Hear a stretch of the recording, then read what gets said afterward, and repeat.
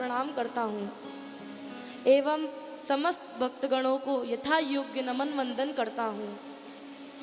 प्रतिवर्ष की भांति इस वर्ष भी श्री कृष्ण जन्माष्टमी के उपलक्ष्य में श्री भागवत चरित कथा ज्ञान यज्ञ का आयोजन हो रहा है। कृपया आप सब भी इस रस वर्षा का पान करें।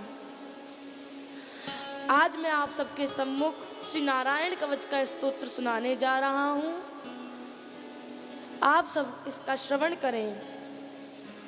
अथाष्टमोत्सवः राजोवाच यया गुप्तः सहस्राक्षः सवाहान् रिपुसैनिकान् क्रीडन्निव विनिर्जित्य त्रिलोक्या बुभुजे श्रियम् भगवन्स्तन्ममाख्याहि वर्म नारायणात्मकम् यथा ततायिनः शत्रून् येन गुप्तो जयन्मृधे।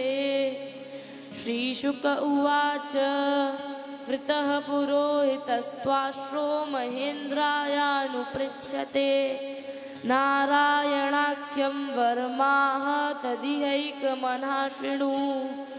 विश्वरूप उवाच धौताङ्घ्रिपाणिराचम्य सपवित्र उदङ्मुख कृतस्वाङ्गकरन्यासो मन्त्राभ्यां वाग्यतः शुचि नारायणमयं वरम सन्नहोद्भय आगते पादयो जानुनोरुर्वोरुदरेर्द्यथोरसि मुखे शिरस्यानुपुरव्यादोङ्कारादिनिविन्यसेत् ॐ नमो नारायणायेति विपर्ययमथापि वा करन्यासं ततः कुर्यात् द्वादशाक्षरविद्यया प्रणवादीयकारान्तमङ्गुल्यङ्गुष्ठपरवसु न्यसेद्धृदय ओंकारं विकारमनुमूर्धनि शकारं तु भ्रुवोर्मध्ये ळकारं शिखया दिशेत्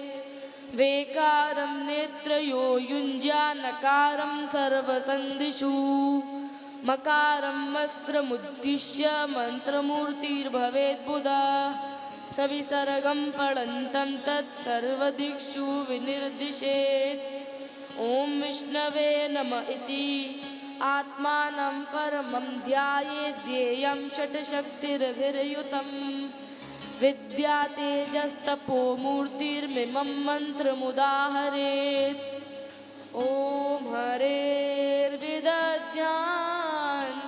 मम सर्वरक्षां न्यसताङ्घ्रिपद्मः पतगेन्द्रपृष्ठे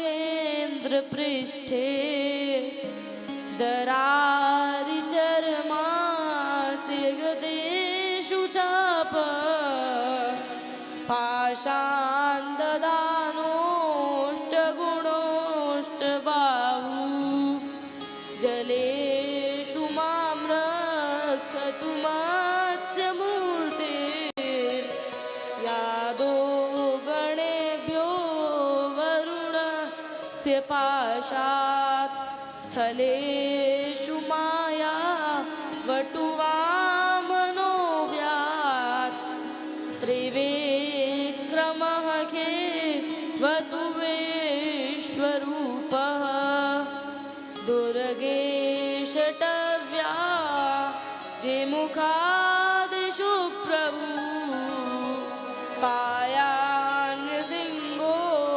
सुरयुः विमुञ्चतो यस्य महाट्टहासं दिशो विनिर्दुन्यपतंश्च गर्भा रक्षत्वसौ माध्वनियाज्ञकल्पः स्वदंष्ट्रयोन्नीतधरो